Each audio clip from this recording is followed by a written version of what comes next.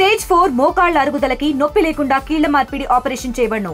Doctor Ramesh Gajula, endoscopic spine ortho surgeon and pain physician, Panacea spine pain ortho and sleep center, Uppal, Hyderabad.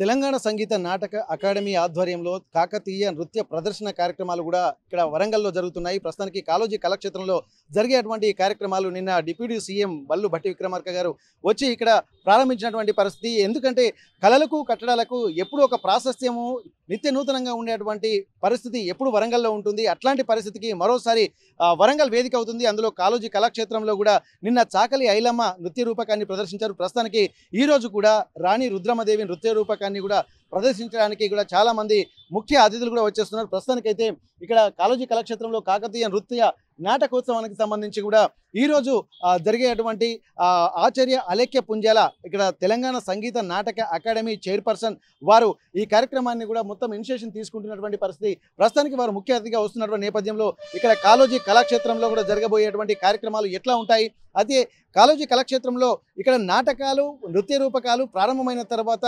మొదటిసారిగా ఇక్కడ RTV ఒకటి ground report చేసేటువంటి ప్రయత్నం చేస్తుంది. కాళోజీ కళాక్షేత్రంలో ఉన్నటువంటి ఎన్వైరన్మెంట్ ఎట్లా ఉంది, ఇక్కడ మేకప్ వేసుకుంటున్నటువంటి కళాకారులతో పాటు ఇక్కడ కళా రూపకాలు ప్రదర్శన వరకు మనం ఎట్లాంటి పరిస్థితులు ఉన్నాయో ఒకసారి ఆర్టీవీ గ్రౌండ్ రిపోర్ట్ ద్వారా కాళోజీ కళాక్షేత్రంలో జరిగేటువంటి కళారూపకాలకు సంబంధించినటువంటి ప్రదర్శనలు కూడా ఆర్టీవీ ప్రేక్షకుల కోసం ఒకసారి చూపించేటువంటి ప్రయత్నం చేస్తాను.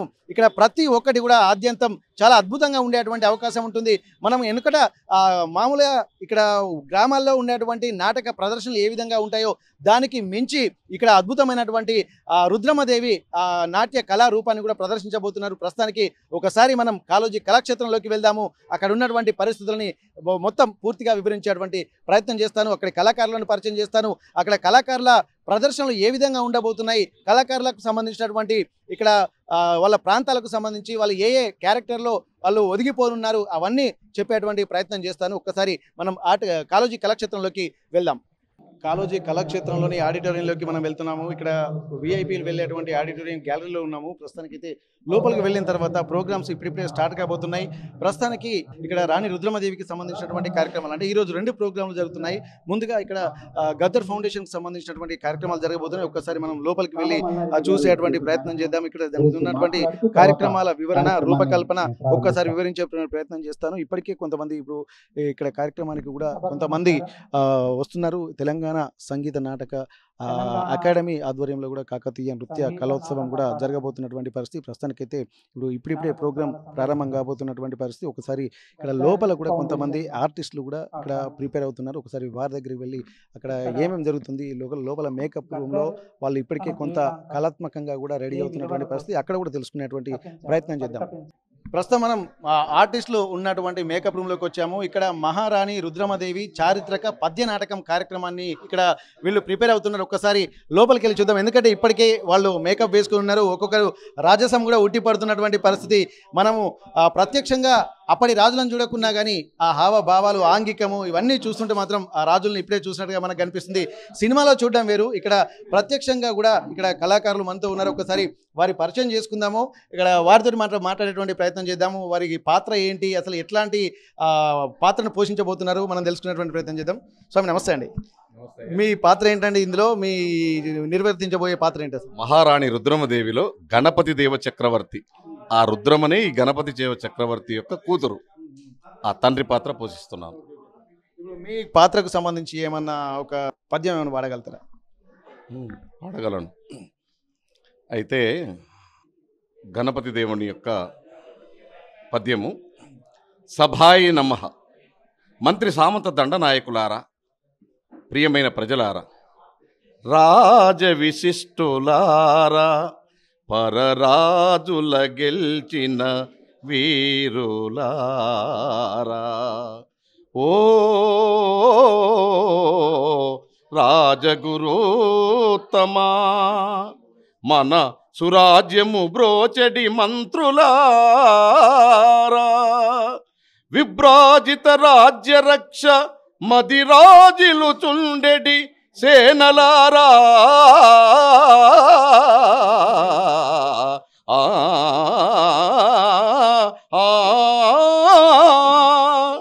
రాజుగ వందనం బిడెదా మీ రాజుగా వందనం బిడెదా రంజిల చేయుచు రాజ్య పౌరులను ఆ ఆ ఆ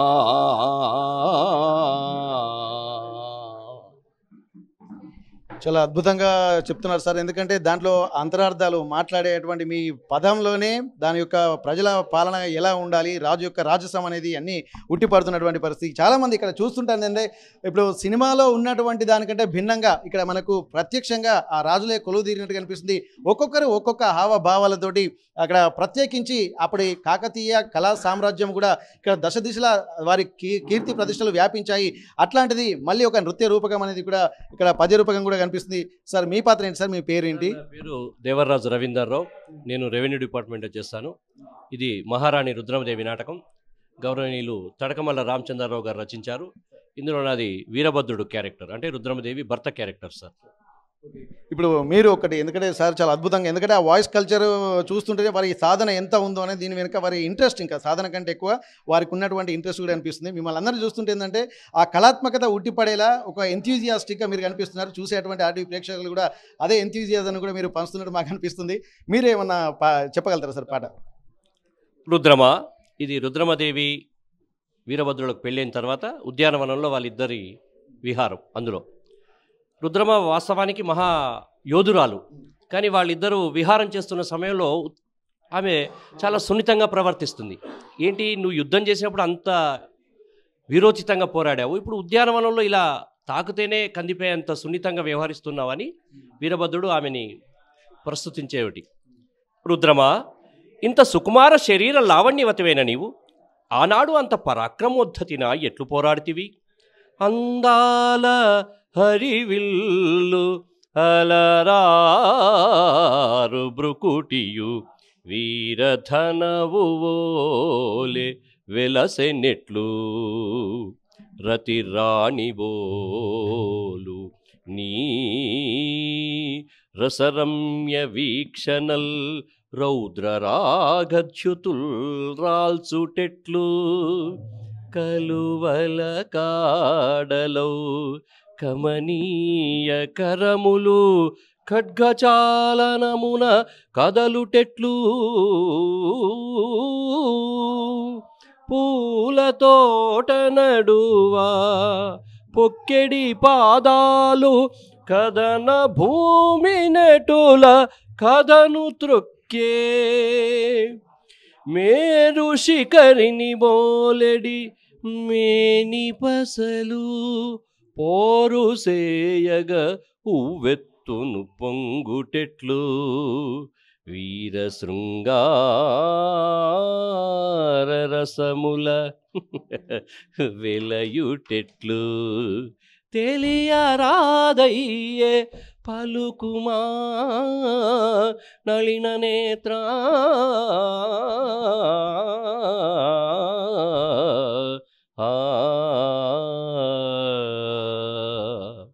చాలా అద్భుతంగా సార్. ఎందుకంటే ఇప్పుడు కథన రంగంలోకి వెళ్ళిన తర్వాత రాణి రుద్రమ ఒక కరాల నృత్యం చేసిందని మనం చెప్పుకోవచ్చు.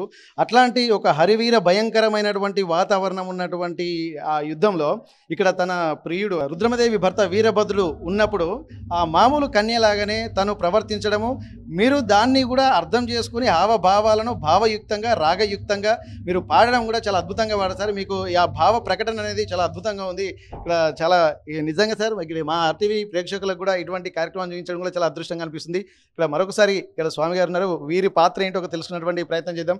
నమస్తే అండి సార్. మీరు మీ పాత్ర ఏంటి సార్? మీ పేరేంటి సార్? నా పేరు చిన్నబైన రామదాసు, మాది నర్సంపేట. నేను రిటైర్డ్ టీచర్ని. నేను ఈ రాణి రుద్రమ యొక్క మన గణపతి దేవుడి గారి యొక్క మంత్రివర్యుని శివదేవయ్య అనేటువంటిది నా పాత్ర. ఈ యొక్క మన తెలంగాణలో ఈ రాణి రుద్రమ యొక్క చరిత్రను, ఆమె పరిపాలనను ఏ విధంగా పరిపాలించింది, ప్రజలకు ఏ విధంగా ఆమె పరిపాలన ఉపయోగపడింది, ఈ చెరువులు కానీ తటాకాలు కానీ కాలువలు కానీ ఏ విధంగా ఉపయోగించి రైతులకు ఉపయోగపడ్డది అనేటువంటి పరిపాలన ఏ విధంగా ఉండింది, 11వ శతాబ్దము 12వ శతాబ్దంలో అనేటువంటి ప్రజలకు తెలియాలి ఈ చరిత్ర అనేటువంటిది ఈ నాటకము యొక్క ఉద్దేశము. అందుకనే ఇది కాకతీయ వాళ్ళు కళా సమితి వాళ్ళు మరియు తెలంగాణ డ్రామాటిక్ వాళ్ళు, తర్వాత వరంగల్ కల్చరల్ అసోసియేషన్ వాళ్ళు, హన్మకొండ కల్చరల్ అసోసియేషన్ వాళ్ళు ఈ యొక్క నాటకాన్ని సేకరించి ఎంతో వ్యయప్రయాసాలు కోర్చి ఎంతోమందిని సేకరించి ఈ కష్టంతో దాదాపు 10-15 ప్రదర్శనలు 2 రాష్ట్రాల్లో చేయడం జరిగింది. ఇందులో నేను ఉత్సాహంతో ఇందులో పాల్గొనడం జరుగుతున్నది.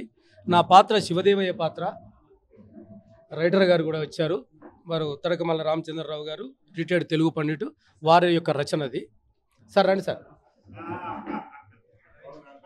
అన్న నమస్తే. విజయయాత్ర చేస్తుంది. విజయయాత్ర చేసి శత్రువులను తుదముట్టించిన తర్వాత ఆమె విజయంలో ప్రజలతో పాటు, సైన్యంతో పాటు, సామంతరాజులతో పాటు రైతులు కూడా ఆమెకు ఎంతో సహకరిస్తారు. అందుకనే అప్పుడు శివదేవయ్య మంత్రి గారు, అమ్మ ప్రజలు కూడా ఎంతో సహకరించారు కాబట్టి వారి గురించి బాగా ఆలోచించాలి తల్లి అని చెప్పడం జరుగుతుంది. ఆమె తటాకాలు దవ్వించండి, తర్వాత కరువు కాటకాలలో వాళ్ళకు రైతులు శిస్తును రద్దు చేయండి, తర్వాత వాళ్ళకు మంచి పంటలు పండడానికి అనేక విధాలుగా సహాయం చేద్దామనేటువంటి ఉద్దేశంతో ఆమె చెప్పడం జరుగుతుంది. అప్పుడు ఆమె యొక్క ఆలోచన ఎలా ఉంది అనేటువంటి ఉద్దేశంతో ఒక పద్యం ఉంది. ఆహా ఏమి ఆలోచన శక్తి అమ్మ మీది.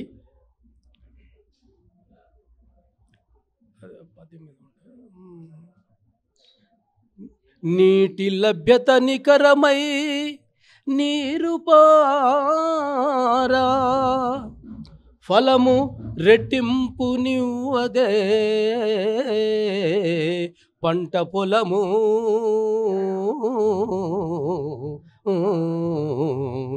ధరవరలెల్ల దండిగా ధర్మరీతి రైతు కందిన, ఆ రైతే రాజుగాడే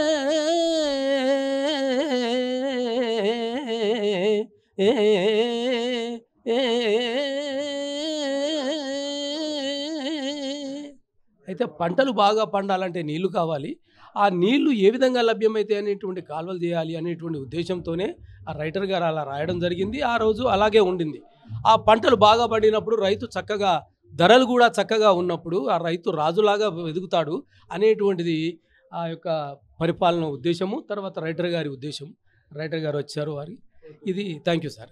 చాలా అద్భుతంగా శివదేవయ్య పాత్ర మంత్రిగా అనేక సలహాలు ఇవ్వాల్సినటువంటి పరిస్థితి. అట్లాంటి నేపథ్యంలో కూడా విజయం చేసిన తర్వాత రాణి రుద్రమదేవి విజయయాత్రను కూడా పొగుడుతూ చాలా అద్భుతమైనటువంటి రైతే రాజు అన్నటువంటి కాన్సెప్ట్ను కూడా రైటర్ గారు ఏదైతే వ్యాఖ్యలు అంటే తన ఆలోచనలు ఏ విధంగా ఉన్నాయో అవన్నిటిని కూడా నృత్య రూపకంలో ప్రదర్శింపబోతున్నారు. దానికి సంబంధించి కూడా ఒక్కొక్క పాత్రలో ఒదిగి మరొకసారి కాకతీయ సామ్రాజ్యం యొక్క వైభవాన్ని కూడా కళ్ళకు కట్టినట్టు ఇట్లాంటి అద్భుతమైనటువంటి కళాకారుల రూపంలో కూడా ఇక్కడ ఏర్చి కూర్చి ఒక చోట చేర్చి మళ్ళీ ఆ కాకతీయ వంశ పారంపర్యము అలాగే సామ్రాజ్యాన్ని పరిపాలించిన విధానాన్ని కూడా మళ్ళీ ఈ కాలం నాటికి అంటే 11-12వ శతాబ్దంలో జరిగినటువంటి అంటే ఆ పరిపాలన విధానాన్ని కూడా ప్రస్తుతం మనం 21-22వ శతాబ్దంలోకి వెళ్ళబోతున్నటువంటి రేపు భవిష్యత్ తరాలకు కూడా అందించేటువంటి ప్రయత్నం చేస్తున్నారు. ప్రస్తుతానికి మరొక కళాకారు ఉన్నారు, ఒకసారి వారితో కూడా. ఓకే, మనం చూసాము సినిమాలో గోన గన్నారెడ్డి అని ఒక అద్భుతమైనటువంటి పాత్ర ఉంది. తెలుగు భాష లెక్క నేను అక్కడ ఉంటా ఇక్కడ ఉంటా గోన గన్నారెడ్డి అన్నటువంటి అది వినే ఉంటాము. ఒకసారి వారితో కూడా మనం మాట్లాడేద్దాం. ఎందుకంటే గోన గన్నారెడ్డి ఇక్కడ అల్లు అర్జున్ నటించారు, కానీ అద్భుతంగా వీరు కూడా ఆ ఫిజిక్ కూడా అట్లనే ఉంది. ఒక్కసారి చూద్దాం. నమస్తే సార్. గోన గన్నారెడ్డి గారు, చెప్పండి సార్, ఇప్పటివరకు మీ రచయిత గారు ఒక అద్భుతమైనటువంటి కళాకృతిని కూడా మనకి మళ్ళీ ఈ కాలానికి అందించబోతున్నారు. మీ పాత్ర ఎలా ఉండబోతుంది? సినిమాలో ఉన్నట్టే ఉంటుందా లేక డిఫరెంట్గా ఉంటుందా? మీరు ఎట్లా ప్రదర్శించబోతున్నారు? ఏమైనా ముందుగా నా పేరు ముండ్రాతి రవీందర్. నేను వృత్తిరీత్యా ఎస్ఆర్ వరదారెడ్డి వారి యొక్క పాఠశాలలో నేను తెలుగు ఉపాధ్యాయుడిగా పనిచేస్తున్నాను. వాస్తవంగా ఇలాంటి నాటకాలు ప్రదర్శించడం అనేది చాలా గొప్ప విషయం. మహానుభావులు తడకమల్ల రామచంద్రరావు గారు మా గురువు గారు, ఆయన యొక్క రచనలో ఇది రూపుదిద్దుకున్నటువంటి ప్రోగ్రాం ఇది. మరి మాది వరంగల్. ఈ వరంగల్ స్థానిక చరిత్రను, ఆనాటి కాకతీయుల యొక్క వైభవాన్ని కళ్ళకు కట్టినట్టుగా అత్యద్భుతంగా అద్భుతమైనటువంటి సన్నివేశాలతో మరి వారు తీర్చిదిద్దడం జరిగింది. మరి చాలా దిక్కుల ఈ ప్రదర్శనలు ఇవ్వడం జరిగింది. మేము ముఖ్యంగా నా పాత్ర గోన గన్నారెడ్డి. ముఖ్యంగా రాణి రుద్రమాదేవికి ఎవరైతే వెన్నుపోటుదారులు ఉంటారో ఆ వెన్నుపోటుదారులను ఆట కట్టించడమే నా యొక్క గోన గన్నారెడ్డి యొక్క పాత్ర యొక్క విశిష్టత. ముఖ్యంగా అంబదేవుడు అయితేనేమి, ఇంకా కొంతమంది ఆమె వెంబడే ఉండి ఆమెకు గోతులు తవ్వి ఆ పరిపాలనకు ఆటంకం కలిగించే విధంగా ప్రయత్నించేటటువంటి సందర్భాలలో నేను ఆమెకు సపోర్ట్గా నిలబడుతూ మరి ఆమెకు సహాయ సహకారాలు నేను పరోక్షంగా ఇటు ప్రత్యక్షంగా నేను ఆమెకు అందించినటువంటి సన్నివేశాలు చాలా అద్భుతంగా గురువుగారు రచించడం జరిగింది. అందులో ఒక చిన్న పద్యం, ఎందుకంటే సమయభావం, గురువుగారు కూడా మాట్లాడాలి. ముఖ్యంగా అంబదేవునితోటి నాకు ఆయన వ్యతిరేకి, అంటే రుద్రమ పరిపాలనకు వ్యతిరేకి కాబట్టి ఆయన సందర్భాన్ని బట్టి నేను పద్యము పాడేటువంటి విధానం. అంబరాజా, రాజగురుల నిర్ణయమును అధిగమించి మాట్లాడట సాహసమా? శ్రీ రాజార కాదని చెప్పిరెవరు? శాస్త్రముల యందు కలదేమో సరిగదల్పు.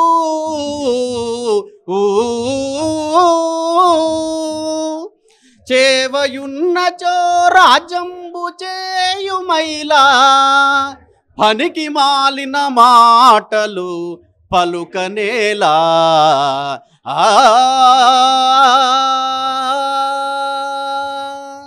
ఇప్పుడు మాకు కూడా అనిపిస్తున్నారు సార్, సినిమాలో చిన్నపిల్లగాడు గోన గన్నారెడ్డి అనే ఒక వన్స్ మోర్ అన్నట్టు చాలా అద్భుతంగా ఉంది. ఒక్కొక్క కళాకృతిని కూడా ఏర్చి కూర్చి ఇక్కడ అద్భుతమైనటువంటి వివరణ ఇస్తున్నారు. ప్రస్తుతానికి మరొక కళాకారుని మనం పరిచయం చేస్తాను, వారి మాటల్లో కూడా విందాము. ఎంత ఆద్యంతం అద్భుతంగా ఇక్కడే ఇట్లా ఉంటే ఇంకా సెట్లో ఎలా ఉంటుందనేది చూసేటువంటి ప్రయత్నం చేద్దాం. ఈ కార్యక్రమ రూపకల్పనలో మీదేంటి పాత్ర? నమస్తే అండి, నా పేరు రాజేంద్ర ప్రసాద్. నేను వరంగల్ వాస్తవ్యాన్ని. వృత్తిరీత్యా నేను సెలూన్ షాప్ నడుపుకుంటూ నేను ఈ కళకు 10 సంవత్సరాల నుంచి రంగస్థల కళారంగంలోని నేను ఈ యొక్క నైపుణ్యాన్ని నేను నేస్తున్నాను. ఈ యొక్క రాణి రుద్రమాదేవి చారిత్రక పద్య నాటకంలో నా యొక్క క్యారెక్టర్ ఏంటంటే జాయప సేనాని, అంటే సర్వ సైన్యాధ్యక్షుడు అన్నట్టు. ఎందుకంటే ఇప్పుడు గణపతి దేవ చక్రవర్తికి సర్వ సైన్యాధ్యక్షునిగా ఉంటూ అదేవిధంగా తగు సూచనలను తగు సలహాలను ఇచ్చుకుంటూ ఆ రాజ్యాన్ని నడిపించే విధంగా ముందుకు సాగే క్యారెక్టర్ అండి. ఒకానొక సిచ్యువేషన్లో రాజ్యాన్ని రుద్రమాదేవి మళ్ళా ఆడపిల్లే పుడితే ఏం చేయాలి అని తకామికలమవుతున్న గణపతి దేవ చక్రవర్తి కూడా సలహాలు ఇచ్చే అంత గొప్ప నైపుణ్యవంతుడు ఆ జాయపసేనాని. ఏ విధంగా ఇచ్చిందంటే ఆ సర్వ సైన్యాధ్యక్షుడు జాయపసేనాని ఏ విధంగా ఇచ్చిందంటే ఒక అమ్మాయిని ఒక అబ్బాయిలాగా పెంచి అతనికి యుద్ధ విద్యలన్నీ నేర్పించి అతనిని రాజును అయ్యే సిచ్యువేషన్లా అతనిని రాజునుగా చేసేటప్పుడు ప్రజలందరికీ పరిచయం చేసిన తర్వాత రాజును చెయ్యని ఒక సలహా ద్వారా ఇదొక సిచ్యువేషన్ చెప్పిండు. దాని చిన్న పద్యంలాగా చెప్తా. ఆ పద్యం: ప్రభు, ప్రస్తుతము బయటపడగలను. యుక్త వయసు వచ్చినప్పటికీ పుత్రికనే పుత్రురీతిగా పురమెరుంగ యుద్ధ విద్యల నేర్పెడు యుక్తితోడ రాజకీయం పుటెత్తుల రానమీరా ప్రజల ముంగిట ప్రకటిల్చు ప్రభుని చేయా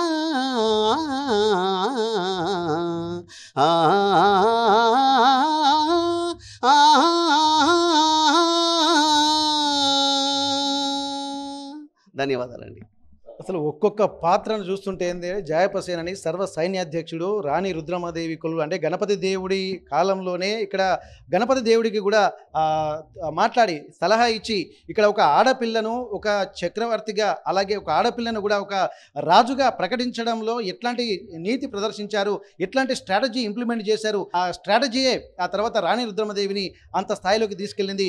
ఇక్కడ ప్రజలను కూడా కన్విన్స్ చేయాల్సినటువంటి అవసరం అయితే మనకు పక్కా కనిపిస్తుంది. ఒక్కసారి మరికొంతమంది టీంకి మొత్తం ముందుండి నడిపిస్తున్నటువంటి టీం లీడర్ మనతో ఉన్నారు. ఒక్కసారి వారితో కూడా మనం మాట్లాడదాము. ఎందుకంటే ప్రతి ఒక్కటి ఒక్కొక్క పాత్రలో మనం చూస్తున్నాం. రాణి రుద్రమాదేవి చరిత్ర చదువుకున్న తర్వాత ఒక్కొక్కరికి ఎట్లాంటి పాత్రలు ఒక్కొక్క క్యారెక్టర్లు ఏ విధంగా ఎలివేట్ అవుతున్నాయి, ఒక్కొక్క క్యారెక్టర్ ఒక స్ట్రెంగ్త్ ఏందనేది కూడా ఇక్కడ వారి మాటల్లోనే ఇక్కడ కొద్దిగా వింటుంటేనే మనకు కనిపిస్తుంది. కానీ ఒక కాలాన్ని కూడా నడిపినటువంటి ఆ వ్యవస్థ రాణి రుద్రమాదేవి కాలంలో జరిగింది ఒక్కొక్క పాత్రకు సంబంధించి.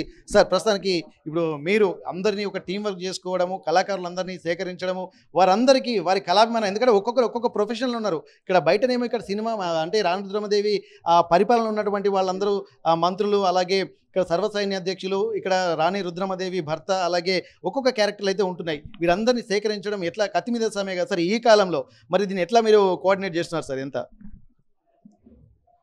నా పేరు ఆకుల సదానందం. తెలంగాణ డ్రామాటిక్ అసోసియేషన్ అధ్యక్షులుగా, రాష్ట్ర నాటక సమాజాల సమాఖ్య అధ్యక్షులుగా ఈ గత 30 సంవత్సరాలలో పందిళ్ళ శేఖర్బాబు స్మారక నాటకోత్సవాలు నిర్వహించుకుంటూ, ఆ శేఖర్బాబు గారి అడుగుజాడల్లో నడుచుకుంటూ, ఆయన చేసినటువంటి నాటకోత్సవాలను వెనకాల ఉండి దిగ్విజయంగా నడిపించడం వల్ల వీళ్ళందరినీ సేకరించగలుగుతున్నాను. ముఖ్యంగా ఇప్పుడు మీకు ఈ మహారాణి రుద్రమదేవి చారిత్రక పద్యనాటకాన్ని గురువుగారు ఇక్కడనే ఉన్నాడు, తడకమల్ల రామచంద్రరావు గారు. కాకతీయుల చరిత్రను దాదాపు అన్ని, ఒక రుద్రమదేవి కాకుండా గణపతి దేవ చక్రవర్తి, సామ్రాట్ ప్రతాపరుద్ర, సమ్మక్క సారలమ్మ, గోన గన్నారెడ్డి, త్రికుటాలయం, ఇలాంటి నాటకాలను బయటికి తీయాలి. ఓరుగల్లు చరిత్రను ఎంతమందికి ఇక్కడ ఉన్న వాళ్ళకి అసలు చరిత్ర ఏంటో తెలియని పరిస్థితుల్లో మేము ఉన్నాం వాస్తవానికి. అయితే చరిత్ర అనేది తెలియాలంటే ఎటువంటి నాటకాలు బయటికి రావాలి, అటువంటి రచయితలు రాసి మా ద్వారా కళాకారుల ద్వారా వేయించినప్పుడు ప్రభుత్వం ప్రోత్సహించాలి. మా దగ్గర కళాకారులకు కుదవలేదు, చాలామంది కళాకారులను, కాకపోతే వాళ్ళకు శిక్షణనిచ్చి నాటకాలను నడిపించే అంత బాధ్యత ప్రభుత్వం మాకు కోఆపరేట్ చేసినప్పుడే మేము చేయగలుగుతాము. కనుక ప్రభుత్వం దీన్ని మాకు గతంలో హరికృష్ణ గారు బాగానే కోఆపరేట్ చేశారు. ఇప్పుడు కొత్తగా వచ్చారు నరసింహారెడ్డి గారు, అతను కూడా మాకు కోఆపరేట్ చేస్తారనే భావిస్తున్నాము. మరియు సంగీత నాటక అకాడమీ నుండి కూడా మాకు ప్రోత్సాహం లభిస్తుందని ఆశిస్తున్నాము. ఇప్పుడు మహారాణి రుద్రమదేవి చారిత్రక పద్యనాటకంలో నా పాత్ర అంబదేవుడు. అంబదేవుడు అంటే ఈ మహారాణి రుద్రమదేవికి ఒక విలన్ పాత్ర. ఇది దాదాపు ఇందులో ఒక 50 మంది ఉంటాం మేము. ప్రతి ఒక్కరూ దాదాపు ఇది ఒక 10 సంవత్సరాల నుంచి కష్టపడి నేర్చుకొని ఒక స్థాయి తీసుకొచ్చాము. ఈ నాటకాన్ని ఇంకా మున్ముందు కూడా ఎన్నో ప్రదర్శనలు చేయాలని హైదరాబాదులో, రవీంద్రభారతిలో, తర్వాత కాళహస్తిలో, తిరుపతిలో, ఒంగోలులో, వరంగల్లో చాలా నాటకాలు ఆడాము. ఇదే రుద్రమదేవి. ఇంకా ముందు కూడా ప్రభుత్వం ప్రోత్సహిస్తే మేము ఆడతామని తెలియజేస్తూ, ప్రభుత్వం ద్వారా ప్రోత్సాహం ఉన్నప్పుడు ఇంకా చాలా నాటకాలు ఆడగలుగుతామని ప్రోత్సహిస్తూ. మీరు అమ్మదేవుని పాత్ర ఒక్క పద్యం పాడండి సార్, ఎందుకంటే మీరు ఇంత టీం వర్క్ చేస్తున్నప్పుడు మీ పాటల రూపంలో కూడా మేము వినాలనుకుంటున్నాము. మంచి ఒక ఆలోచనలు ఉన్నటువంటి మీరు ఆ కళాకృతులను కూడా రేపు భవిష్యత్ తరాలకు అందించడంలో చాలా కీలక పాత్ర పోషిస్తున్నారు. మీరు కూడా ఒక పద్యం పాడండి సార్. ఓకే. ఇంకొక దేనికన్నా ముందు ఒక విషయం ఏంటంటే, ప్రతి సంవత్సరం మనం గతంలో లాస్ట్ ఇయర్ అది వరకు కాకతీయ ఉత్సవాలు చేశారు. అయితే అది ఆ వర్షాల కారణంగా అది మొత్తం ఫెయిల్యూర్ అయిపోయింది. కాకతీయ ఉత్సవాలు ప్రతి సంవత్సరం చేయాలి ఈ ప్రభుత్వం. కాకతీయ ఉత్సవాల్లో కాకతీయులకు సంబంధించినటువంటి నాటకాలు వేయాలి.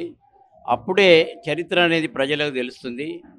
ఓహో, గణపతి దేవ చక్రవర్తి అంటే ఇలానా, ఇలా ఉంటుందా, ప్రతాపరుద్రుడు అంటే ఇలా ఉంటుందా, రుద్రం అంటే ఇలా ఉంటుందా. మీరు ఒక్కటి గమనించండి, ట్యాంక్ బండి మీద ఒక్క కాకతీయుల రాజులది ప్రతిమలు లేవు, ఎక్కడా లేవు. మన వరంగల్లో, పోచం మైదానంలో, మన కాకతీయ యూనివర్సిటీలో రుద్రమదేవి ప్రతిమలు తప్పితే ఎక్కడా లేవు. ఎవరెవరియో కొన్ని పెడతా ఉన్నారు, కానీ ఇంతవరకు మేము ఎన్నో రిప్రజెంటేషన్లు ఇచ్చాము. ట్యాంక్ బండి మీద ఒక్కటి లేదు మన కాకతీయులకు సంబంధించి. రుద్రమదేవి పెట్టచ్చు, గణపతి దేవ చక్రవర్తి పెట్టచ్చు, తర్వాత ప్రతాపరుద్రుడిని పెట్టచ్చు.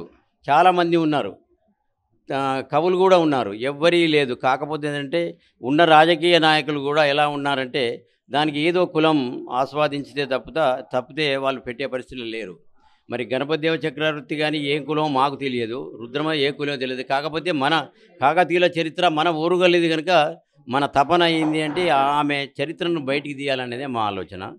కనుక మేము రాబోయే రోజులలో కూడా ప్రతి జిల్లాలో కూడా ఈ కాకతీయుల చరిత్ర నాటకాలు ఆడతామని తెలియజేస్తున్నాము. ఒక పద్యం పాడండి సార్, మీ వాయిస్ చాలా బేస్గా ఉంది, మీరు మాట్లాడితేనే ఒక్కసారి మీరు ఒక పద్యం. అంబదేవుని పాత్రలో నంది కొట్కూరు గెలిచితి నగరి నేలు రాజు రాజన్న నల్లుల రాగజేసి కాకతీయుల సామంత గణములెల్ల మెల్ల మెల్లగా సాధించి మెలగుచుంటి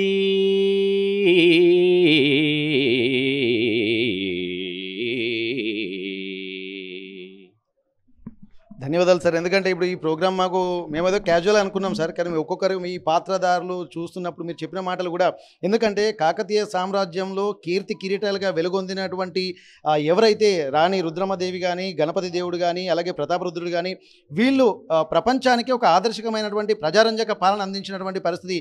కొన్ని దేశాల్లో కూడా ఇట్లాంటి ఒక అంటే రాజకీయ చతురత ఉన్నటువంటి వ్యక్తులు మా దేశంలో ఎందుకు లేరన్నటువంటి ఆ బాధను కూడా వెళ్ళగక్కినటువంటి సందర్భాలు కూడా మనం అనేకం చూసాము. లండన్లో కానీ అట్లాంటి చరిత్రక ఆధారాలు కూడా కొన్ని కనిపించాయి. కానీ అట్లాంటిది మన తెలంగాణ ప్రాంతంలో ఉండి కాకతీయ సామ్రాజ్యం అంతా ఇటు కర్ణాటక వైపు, అలాగే ఇక్కడ మహారాష్ట్ర, ఇక్కడ తెలంగాణ, తమిళనాడు, ఈ ప్రాంతాలంతా కూడా వ్యాపించినటువంటి ఆ దశ దిశలా వ్యాపించినటువంటి వారి కీర్తి కిరీటాలు. కానీ మీరు అన్నట్టుగా ఒక్కసారి ట్యాంక్ బండి మీద కూడా ఒక వారి విగ్రహం లేకపోవడం కూడా నిజంగా ఇక్కడ అంటే పాలకుల యొక్క చిత్తశుద్ధికి నిదర్శనంగా మనం అనుకోవచ్చు. ఇప్పటికైనా నిజంగా దీన్ని పాలకులు కూడా గమనించాల్సినటువంటి అవసరం. ఎవరు కూడా దీన్ని అసలు ఆ చరిత్రను అంటే ఇక్కడ కులాలకు ఆపాదించుకునేటువంటి సమయం నడుస్తున్నటువంటి ఈ సమయంలో కాకతీయ రాజులు ప్రజారంజకంగా పాలించారు. ఏ కులమని కాకుండా ప్రతి ఒక్కరిని కన్నబిడ్డల్లాగా పరిపాలించారు. ఆ ప్రజారంజక పాలనలో అంతా సుభిక్షంగా ఉన్నటువంటి పరిస్థితి. అట్లాంటిది ఎన్నో ఒక సంక్షేమ పథకాలు ఆనాడే ప్రవేశపెట్టారు. ఏది ఇక్కడ అంటే కాకతీయ కెనాల్లు కానీ, అంటే కాలువలు, గ్రావిటీ కెనాల్ సిస్టమ్ కానీ, ఇవన్నీ కూడా చేసినటువంటి పరిస్థితి. ప్రస్తుతానికైతే ఒక్కసారి రామప్ప, అలాగే ఆ ఫోర్ట్ వరంగల్తో పాటు 1000 స్తంభాల దేవాలయము, ఇవన్నీ సజీవ సాక్ష్యాలుగా నిలుస్తున్నాయి. అట్లాంటి సమయంలో కూడా ఒక్కొక్క అంటే వరంగల్ ప్రజలకు కూడా దాని యొక్క పూర్తి స్థాయి నేపథ్యం కూడా తెలియని వాళ్ళు ఉన్నారంటే అది చాలా దారుణంగా మనం భావించాల్సి ఉంది. అది కాకతీయ సామ్రాజ్యంలో పుట్టి ఓరుగల్లు ప్రజలుగా ఇక్కడ ఉండి ఈ చరిత్ర తెలవకుండా ఉన్నటువంటి ఒక హీన స్థితిలో ప్రస్తుతం సమాజం ఉంది. దీన్ని దృష్టిలో పెట్టుకుని ఒక్కసారి మనం వీరు డైరెక్టర్ గారు ఒక్కసారి వార్తలు కూడా మాట్లాడదాం, వారి పరిచయం చేద్దాము. ఆ తర్వాత వారేం చెప్తారో చూసేటువంటి ప్రయత్నం చేద్దాం. నమస్తే సార్. ఇప్పుడు మేము చూస్తుంటే సార్ ఇక్కడ ఇంత అద్భుతమైనటువంటి వాతావరణము ఇది. ఎందుకంటే ఆ మానసిక సంసిద్ధత ఉన్నటువంటి వ్యక్తులకే ఇట్లాంటి గొప్పతనం తెలుస్తూ ఉంటుంది. ఇక్కడ కాకతీయ రాజులు ఏ విధంగా పరిపాలించారు, ఆ పరిపాలన నేపథ్యం ఇప్పుడు ప్రపంచవ్యాప్తంగా కూడా దాన్ని ఇన్స్పిరేషన్గా తీసుకుంటున్నటువంటి సందర్భాలు.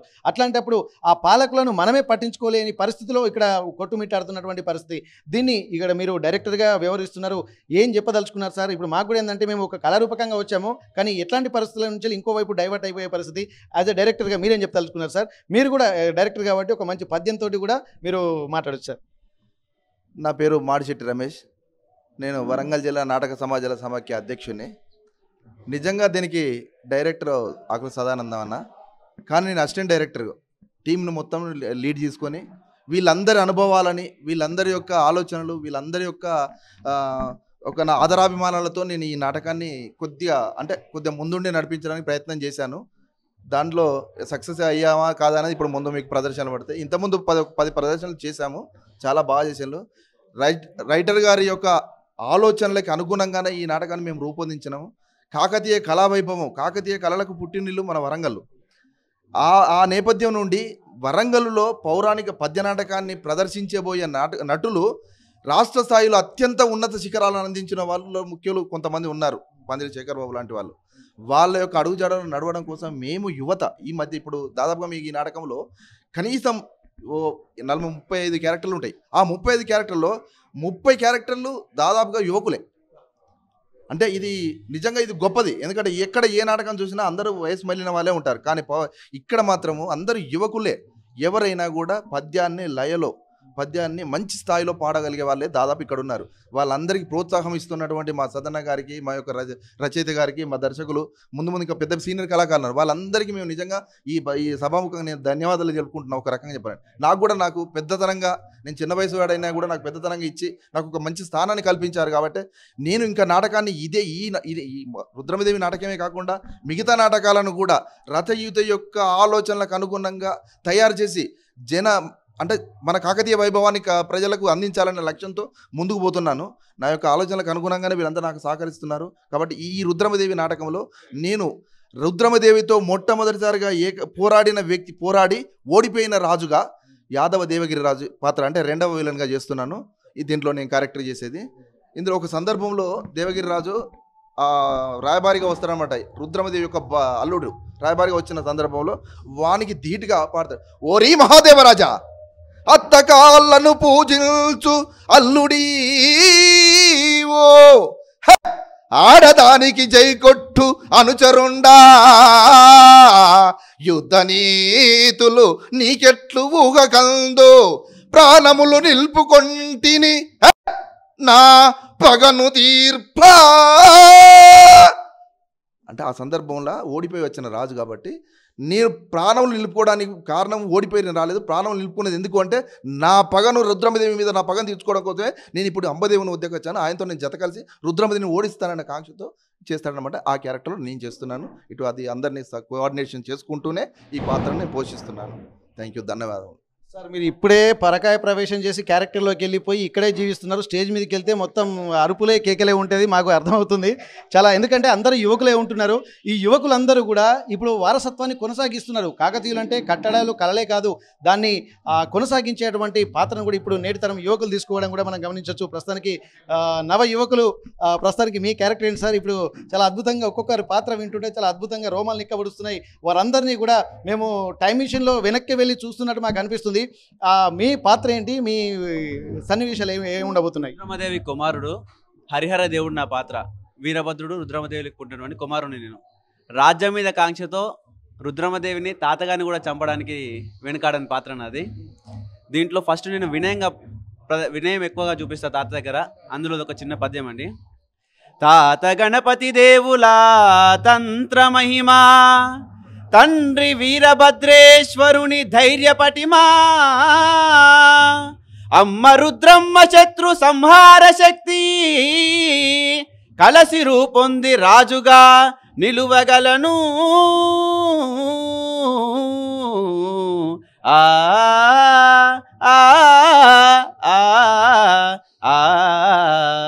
అని ఇలా ఉంటుందండి.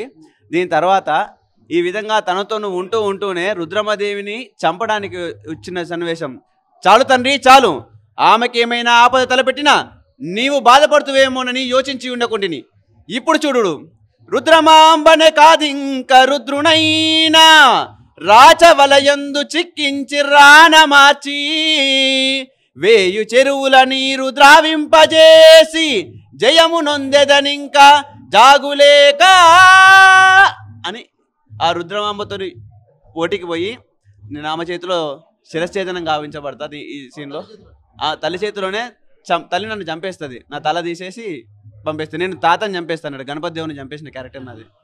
నిజంగా మనకు తెలియని ఎన్ని క్యారెక్టర్లు ఉన్నాయి. ఇప్పటి వరకు రాణి రుద్రమదేవి అంటేనే ఇప్పుడు శత్రువులు సంహారం చేశారని చెప్పి అనుకోవచ్చు. కానీ రాజ్యకాంక్షతో తన తల్లినే చంపాలనుకున్నటువంటి రుద్రమదేవి మాతను కూడా చంపడానికి కూడా తన కొడుకే. ఎందుకంటే గణపతి దేవుణ్ణి చంపిన క్యారెక్టర్లో గణపతి దేవి మనవడిగా ఉన్నారు. తన తల్లిని కూడా రాజ్యకాంక్షతో చంపేటువంటి ప్రయత్నం చేస్తున్నారు. ఇది గమనించినటువంటి రుద్రమదేవి తన కన్న కొడుకని చూడకుండా కానీ ఇక్కడ తనను కూడా శిరశ్ఛేదనం చేసినటువంటి పరిస్థితులు కనిపిస్తున్నాయి. ఇవన్నీ కూడా ఇప్పటివరకు ఇంత మనకు డెప్త్గా వెళ్ళలేదు. కానీ ఇక్కడ రైటర్ గారు చాలా అద్భుతమైనటువంటి చరిత్రను కూడా ప్రజలకు అందించేటువంటి ప్రయత్నం చేస్తున్నారు. మరొకసారి ఇక్కడ ఒక్కొక్కరు ఒక్కొక్క పాత్రలో చాలా అద్భుతంగా ఉంటున్నటువంటి నేపథ్యం అయితే మనం చూస్తున్నాం. సార్, మీ క్యారెక్టర్ ఏంటి సార్? మీ పేరేంటి? మీ పరిచయం చేసుకోండి. ఎందుకంటే మిమ్మల్ని చూస్తుంటా అంటే చాలా అద్భుతమైనటువంటి ఆలోచనలు ప్లస్ మీ ఇంట్యూషన్, మీ అంతర్దృష్టి మాత్రం మీ పరకాయ ప్రవేశం చేసినట్టుగా కనిపిస్తుంది. మీ పరిచయం చేసుకోండి, మీ పాత్ర పరిచయం చేసుకోండి. ఒక్కసారి దానికి సంబంధించి ఒక పద్యం కూడా వాడండి. నమస్తే సార్, నా పేరు గూడూరు బాలాజీ. నేను మన గణపతి దేవుడికి ఆస్థానంలో నేను రాజగురువుగా ఉంటాను. ఈ దీంట్లో రాజగురువుగా ఉంటాను. వాళ్ళ బాగోగులు, జ్యోతిష్యం చూడటం అవన్నీ నేను చేస్తూ ఉంటాను. కానీ మనకి వరంగల్లో ఇటువంటి చరిత్ర ఉన్నది, ఘనమైన చరిత్ర మనది. ఆ చరిత్ర వెలికి రాకపోవడం మనకు చాలా బాధగా ఉంది. అందుకే మా సాధారణ మేమందరం కలిసి ఇది తప్పకుండా ఇటువంటి నాటకాలే వేయాలి. ఇంకా ఉన్నాయి, గురువుగారు రాశారు చాలా నాటకాలు. వరంగల్ చరిత్రకు కాకతీయుల చరిత్రకు సంబంధించినవి.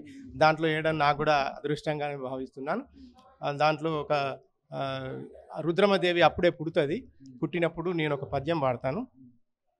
రుద్రశక్తికి మారుగా రూపుదాల్చి అవని పుట్టిన నీ పుత్రి ఆదిశక్తి కాకతీయ వంశమున ఏకవీరా చక్రవర్తిని యగుచు భూచక్రమేలు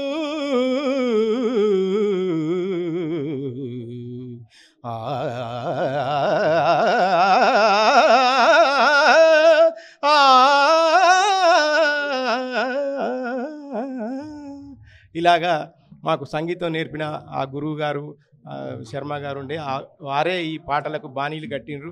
ఆ బాణీలకు మేము ప్రాణం పోస్తూ ఈ రుద్రమదేవి నాటకానికి పాత్రల ద్వారా ఈ చరిత్రను అందరికీ తెలిపాలనే ఉద్దేశంతో ఆ పాత్రలను కూడా బాగా వంట పట్టించుకొని మా డైరెక్టరు మా సదన్న గారు మాకు ఇటువంటి క్యారెక్టర్ అయితేనే ఈయన చేయగలదు అని మాకు ఆ విధమైన పాత్రలు ఇచ్చి మమ్మల్ని మంచి ఎంకరేజ్మెంట్ చేస్తున్నారు. ధన్యవాదాలు. Thank you. ఇక్కడ మనం గమనించాల్సింది ఏంటంటే కాకతీయ సామ్రాజ్యము సర్వతోముఖాభివృద్ధి సాధించిన తర్వాత ఒక్కొక్క రంగంలో కళాత్మకంగా వెళ్ళిపోతున్నటువంటి సమయంలో వాళ్ళ క్యారెక్టర్లను వేసుకుంటూ కూడా ఎంతోమంది క్యారెక్టర్లలో పరకాయ ప్రవేశం చేస్తున్నారు. నిజంగా వారి మాటలు, వారి పాటలు, హావభావాలు, ఆంగికము, అలాగే దాంతోపాటు వారి వేషధారణ ఇవన్నీ చూడడం కాకుండా వారు పాడే పాటలలో రాగయుక్తంగా, భావయుక్తంగా వారి ఎక్స్ప్రెషన్స్ కూడా చాలా అద్భుతంగా కనిపిస్తున్నటువంటి పరిస్థితి. ఇంతటి అద్భుతమైనటువంటి చరిత్ర ఉందా అంటే ఇది మనకు ఒక కట్టుకథలాగానే కళ అంటే ఒక కథలాగానే అనిపిస్తుంది. కానీ ఇదంతా 11-12 శతాబ్దంలో జరిగిన చరిత్ర అని చెప్పి ఇక్కడ చాలామంది యువతకు తెలియకుండా పోవడం అనేది కూడా విడ్డూరంగా ఉండాలి. ఇక్కడ ప్రభుత్వాలు కూడా దీనిపై దృష్టి పెట్టి ఇంత గొప్ప కళాత్మకత ఉట్టిపడినటువంటి ప్రాంతంలో మనం ఉన్నామని చెప్పుకోవడానికి ఇప్పుడున్నటువంటి పాలకులు కూడా ఎంతో గర్వించాల్సింది. అప్పటి కాకతీయుల నాటి సామ్రాజ్య పరిపాలన విధానాన్ని దృష్టిలో పెట్టుకొని నేడు కూడా ప్రజారంజక పాలన అందించడానికి ఎంతో ఒక ఇన్స్పిరేషన్ ఉన్నటువంటి సామ్రాజ్యంలో మనం పుట్టాం. కాబట్టి ఇప్పటికీ కనుక కాకతీయ సామ్రాజ్యం ఉన్నటువంటి రాజుల యొక్క ఆలోచన విధానాన్ని ఇంప్లిమెంట్ చేస్తే రేపు ప్రపంచంలోనే ఒక నంబర్ 1 రాష్ట్రంగా ఉండేటువంటి అవకాశం అయితే కనిపిస్తుంది. కానీ నాటి చరిత్ర, నాటి పాలకుల చరిత్రనే మర్చిపోతున్నామంటే మన మూలాలు ఎటుపోతున్నాయి, మన అస్తిత్వం ఎటుపోతుంది, మన చిత్తశుద్ధి ఏమాత్రం పనిచేస్తుందన్నటువంటి ఒక ఆలోచన కూడా కలగక మానదు. కానీ ఇది ఇట్లా సమతిపోకూడదు అన్నటువంటి ఒక గొప్ప సంకల్పంతో ఇక్కడ ఆచార్యులు, పండితులు ఇక్కడ రేపు భవిష్యత్ తరాలకు కూడా కాకతీయ సామ్రాజ్యం యొక్క కీర్తి కిరీటాలు కూడా మళ్ళీ దశ దిశలా వ్యాపించాలన్నటువంటి ఒక లక్ష్యంతో కూడా అద్భుతమైనటువంటి ఒక ప్రణాళికకు రూపకల్పన చేస్తున్నారు. ఇట్లాంటి కళాకారులు ఎంతో మందిని కూడా చేరదీసి వారి రచనల ద్వారా మళ్ళీ కాకతీయ సామ్రాజ్యం యొక్క జీవన విధానం ఎలా ఉండిందన్న దాన్ని కూడా ప్రజలకు అందించేటువంటి ప్రయత్నం చేస్తున్నారు. ప్రస్తుతానికి ఒక అద్భుతమైనటువంటి వ్యక్తిని మీకు పరిచయం చేస్తాను. వారికి ఎంత చెప్పినా తక్కువే. ప్రతి ఒక్కరు కూడా కాకతీయ సామ్రాజ్యం యొక్క కీర్తి కిరీటాలని పునరుజ్జీవింపజేసేటువంటి ప్రయత్నం చేస్తున్నటువంటి వారికి ఏం చేసినా, ఎంత కొనియాడినా అది తక్కువే అని మనం చెప్పుకోవచ్చు. ఒక్కసారి అద్భుతమైనటువంటి వ్యక్తిని మీకు పరిచయం చేస్తాను. అట్లాంటి అద్భుతమైనటువంటి ఒక అనిర్వచనీయమైనటువంటి గొప్ప మనసు ఉన్నటువంటి ఆ రచయిత గారిని, తడకమల్ల రామచంద్రరావు గారిని మీకు పరిచయం చేస్తాను. ఎందుకంటే అందరూ అనుకుంటారు, ఆలోచిస్తారు, కానీ ఆచరణలో పెట్టి చూపించడం అంటే మామూలు విషయం కాదు. అట్లాంటి రచయిత గారికి మనం మీకు పరిచయం చేస్తాను. స్వామి, మీకు నిజంగా చెప్పాలంటే మన కాకతీయ సామ్రాజ్యం యొక్క కీర్తి కిరీటాలు కూడా దశ దిశలా వ్యాపించాయి. కానీ అది నాటి పాలకులు మాత్రమే అది తెలుసు. కానీ నేటి సమాజానికి కూడా అందించాలన్నటువంటి లక్ష్యంతో ఒక అద్భుతమైనటువంటి ఒక ప్రణాళికతో ముందుకు వెళ్తున్నారు. మళ్ళీ ఒక నృత్య రూపకం ద్వారా, ఒక పద్య రూపకం ద్వారా మీరు ప్రజల్లోకి వెళ్ళేటువంటి ప్రయత్నం చేస్తున్నారు. అక్కడి ఆ కాకతీయ సామ్రాజ్యంలో అప్పటి నాటి పాలకులు ఏ విధమైనటువంటి పాత్ర పోషించారో ఇప్పుడు ఆ ఇన్స్పిరేషన్ను కూడా మీరు ప్రజల్లోకి తీసుకెళ్లేటువంటి ప్రయత్నం చేస్తున్నటువంటి మీరు కూడా వారికి ఏమాత్రం తీసుకోరన్నది మాకు అభిప్రాయం కలుగుతుంది. నిజంగా మీకు ధన్యవాదాలు సార్. ఒక్కసారి మీ పరిచయం చేసుకోండి. అలాగే ఆర్టీవీ ప్రేక్షకుల ద్వారా దీని కథను మరింత ముందుకు తీసుకెళ్లేటువంటి ప్రయత్నం చేస్తాము. మీ ప్రయత్నం కూడా ఎప్పుడు సఫలం కావాలని కోరుకుంటాము. మీ ఒకసారి మీ పరిచయము, అలాగే మీ ఆలోచన విధానం ఏముంది ఒకసారి చెప్పండి సార్. మీ ఆర్టీవీ నియోజకవర్గ కార్యకర్తలకు, ఆర్గనైజర్స్కు, నిర్మాతలకు, ప్రత్యేకించి ఇంటర్వ్యూ చేస్తున్న మీ ఇద్దరికి ప్రత్యేకమైన అభినందనలు తెలియజేస్తున్నాను. ప్రేక్షక మహాశయులందరికీ కళాభివందనాలు తెలియజేస్తున్నాను. నా పేరు తడకమళ్ళ రామచంద్రరావు. నేను ఎంఏ ఎంఎడ్ చేశాను. మిర్యాలగూడ మా స్వస్థలం, నల్గొండ జిల్లా. నేను అక్కడి నుంచి అనేక నాటకాలు, ఇప్పటికి ఒక 26 నాటకాలు రాశాను, పద్య నాటకాలు, ఒక 12 సాంఘిక నాటికలు రాశాను, ఒక 20 ఏకపాత్రాభినయాలు రాశాను. అయితే ఇక్కడ ఉన్నటువంటి సదానందం గారు, తెలంగాణ డ్రామాటిక్ అసోసియేషన్ అధ్యక్షుడు సదానందం గారు, సార్ మాకు కాకతీయుల చరిత్రకు సంబంధించిన నాటకాలు రాసియండి సార్ అని కోరాడు. కోరినప్పుడు నేను సరే మంచిదయ్యా, మీ కాకతీయులది మీ వరంగల్ చరిత్ర కాబట్టి ఇది ఎక్కువగా మీరు వరంగల్ ప్రేక్షకులే ఆడాలి, మీరు ఆర్టిస్టులే ఆడాలని చెప్తే మేము ఆడతాం సార్ రాసేయండి అంటే, అప్పుడు వారు కొన్ని పుస్తకాలు లైబ్రరీలో అక్కడిక్కడ తీసుకొచ్చి ఇచ్చారు. నేను కొన్ని పుస్తకాలు తీసుకున్నాను. పూర్వకాలం నుంచి ఉన్న పుస్తకాలు, సర్వయ్య గారి దగ్గర నుంచి ఉన్నటువంటి పుస్తకాలన్నింటినీ కూడా సేకరించి, ఒక 30 పుస్తకాలు సేకరించి వాటన్నింటినీ స్టడీ చేసి, వాటితోటి శాసనాలను కూడా చదివి, వాటితోటి దాదాపుగా నిజానికి వాస్తవానికి దగ్గరగా ఉండే నాటకాన్ని రాశాను. నాటకం అన్నప్పుడు చిన్న చిన్న కల్పనలు, సీన్స్ ఉంటాయి, అది కంపల్సరీ, లేకుంటే రక్తి కట్టదు. అది తప్ప నిజానికి, ఒరిజినాలిటీకి, వాస్తవానికి దూరం పోలేదు. అలా ఫస్ట్గా ఈ మహారాణి రుద్రమ నాటకాన్ని రచించాను. అది బాగా క్లిక్ అయింది మంచిగా. నేను కూడా దానికోసం కష్టపడ్డాను, సదానందం గారు కష్టపడ్డాడు, బాబు గారు అని చెప్పి, జీవి బాబు గారు అని చెప్పి పాపం ఆయన కూడా కష్టపడ్డాడు, దర్శకత్వం చేశారు ఫస్ట్. దాంట్లో మా అంజిరెడ్డి గారు, మిత్రులు, వీళ్ళందరూ కూడా ఇక వరంగల్ కళాకారులు అందరూ వాళ్ళు చాలా మంచిగా చేశారు. ఫస్ట్ ఏం చేసినట్టు, నేను ఇక్కడికి వచ్చి వరంగల్ వచ్చి ఒక మీటింగ్ పెట్టి వీళ్ళందరినీ పిలిపించి, అనేక నాటక సమాజాల్లో ఉన్న వాళ్ళంతా పిలిపించి, మీ వరంగల్ చరిత్రను బయటకు తీయాలి కాబట్టి మీరందరూ ఒక గొడుగు కిందికి వచ్చి ఈ కాకతీయ నాటకాల వరకు కలిసి ఆడండి, తర్వాత వేరే నాటకాలు మీ ఇష్టం అని చెప్పాను. ఆ మాట మన్నించి అందరూ కూడా ఒప్పుకున్నారు. దాంతో ఒక అవసరమైనటువంటి పాత్రకు బయట నుంచి అంజిరెడ్డి గారు లాంటి వాళ్ళని కూడా పిలిపించుకోవడం జరిగింది. చక్రధర్ గారని, సురేంద్రరాజు గారని కూడా ఉండే, ఆయన కూడా మంచి నటుడు. వీళ్ళందరితోటి ప్రారంభించి ఇప్పటికి దాదాపు ఒక 20 ప్రదర్శనలు అయినాయి. ఎక్కడ ప్రదర్శించిన ప్రతి చోట కూడా మంచి పేరు వస్తున్నది. దీంతో పాటు నేను మెయిన్గా ఈ కాకతీయుల పూర్వ మూలపురుషుని దగ్గర నుంచి, ఆ తర్వాత రుద్రదేవుడు దగ్గర నుంచి, ఆ తర్వాత గణపతి దేవుడు, రుద్రమ ఆల్రెడీ రాశాను. రుద్రమ తర్వాత ప్రతాపరుద్ర రాశాను, సమ్రాట్ ప్రతాపరుద్రని. ఇప్పుడు అది వీళ్ళు ప్రాక్టీస్లో ఉన్నారు. దాని తర్వాత ఇంకా కాకతీయ రాజ్య పతనం, ఆ తర్వాత దీంట్లో మధ్యలో రామప్ప దేవాలయం గురించి ఒకటి, జయప సేనాని గురించి ఒకటి, తర్వాత ఇలా ఈ అనుసంగికంగా ఉన్నటువంటి ఇతర సబ్జెక్టులను కూడా నాటకాలు రాసి, మొత్తం కాకతీయుల మీద ఒక 10-12 నాటకాలు రాసి వీటన్నింటినీ ఒకేసారి ప్రదర్శించి గిన్నిస్ బుక్ రికార్డు చేయాలనేది మా ఆశ, కోరిక. అందరూ సహకరిస్తే అది సాధ్యమవుతుంది. కష్టమైనది ఏం కాదు. ఇప్పటికి 2 నాటకాలు అయినాయి, ఇంకా కొన్ని నాటకాలు చేయాలి. ఆ విధంగా చేయడానికి నేను విశ్వ ప్రయత్నం చేస్తున్నాను. మన కళాకారులందరూ సహకరిస్తున్నారు.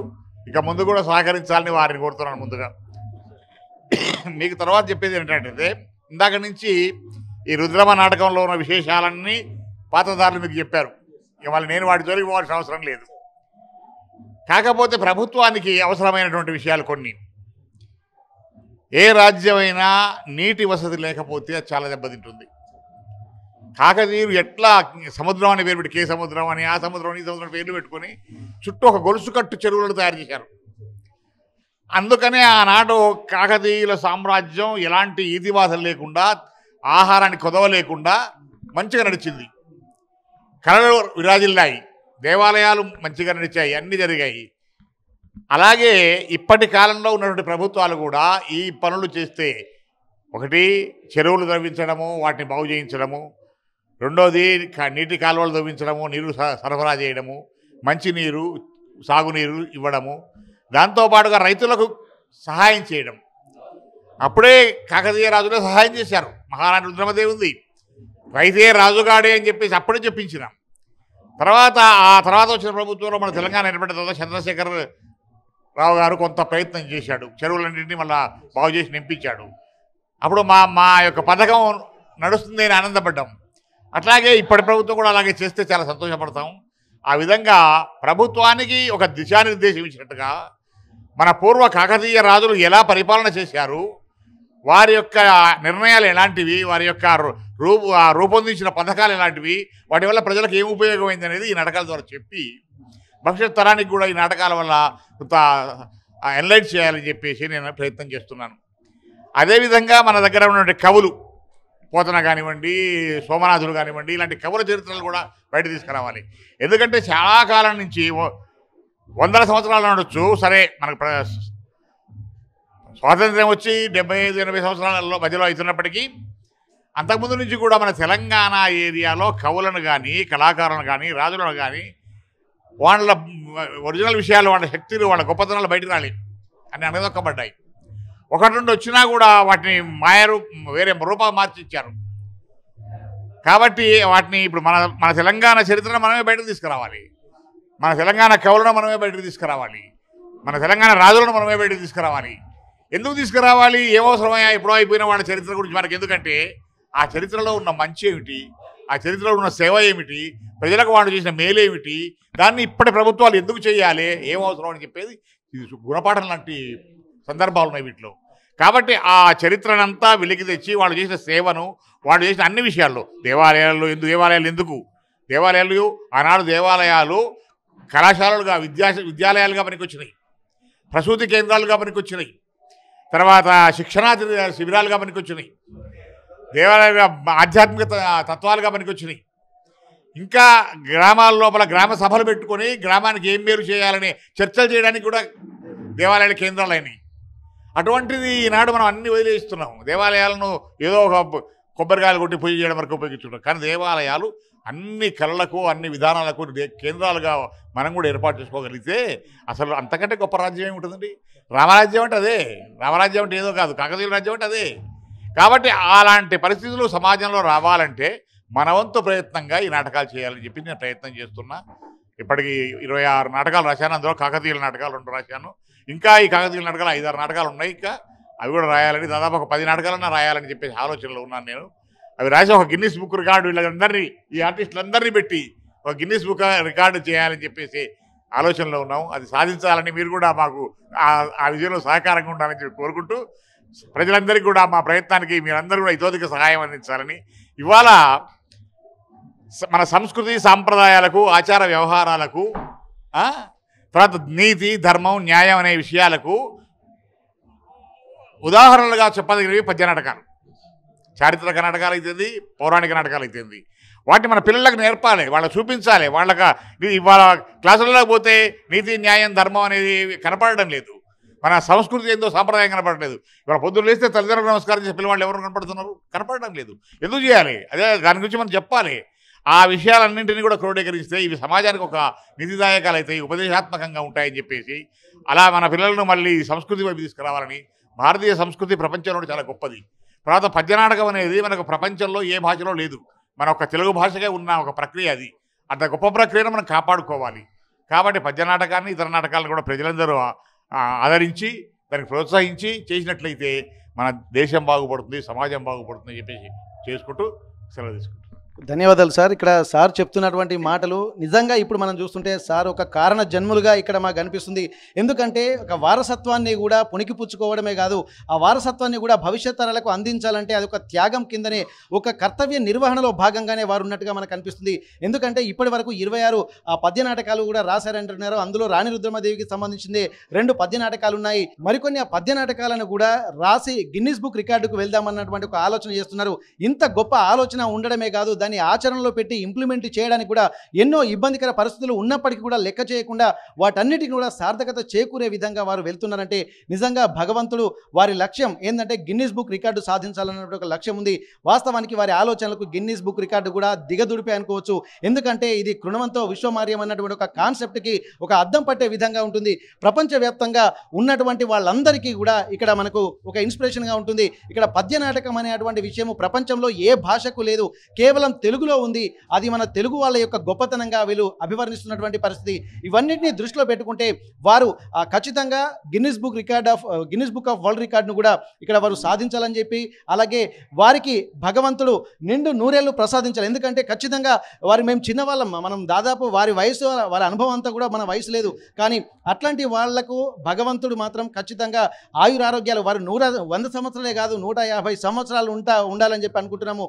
ఎందుకంటే ఇంత గొప్ప ఆలోచనలు ఉన్నటువంటి వాళ్ళు మొత్తం చిరకాలం కూడా వారు జీవించి భవిష్యత్ తరాలకు ఇన్స్పిరేషన్గా నిలబడుతున్నటువంటి వారి యొక్క గొప్ప ఔదార్యము, వారి యొక్క త్యాగ నిరతి, వారి యొక్క గొప్ప గొప్ప ఆలోచనలు భవిష్యత్ తరాలకు అందించాలన్నటువంటి ఒక లక్ష్యంతో పనిచేస్తున్న నేపథ్యంలో వారికి నిజంగా ఒక్కసారి వారికి పాదాభివందనమే చేసుకుంటున్నాం. మేము ఇంత గొప్ప కళాకృతులను కూడా ఏర్చి కూర్చి ప్రజలందరికీ అందిస్తున్నారంటే ఇక్కడ పాలకులు కూడా గమనించాల్సినటువంటి అవసరం ఉంటుంది. ఇక్కడ పద్య నాటకాలలో ఉన్నటువంటిది కేవలం నాటకాల కోసమో దేనికోసమో కాదు, దాంట్లో ఒక మెసేజ్ ఉంటుంది, ఒక ఇన్స్పిరేషన్ ఉంటుంది.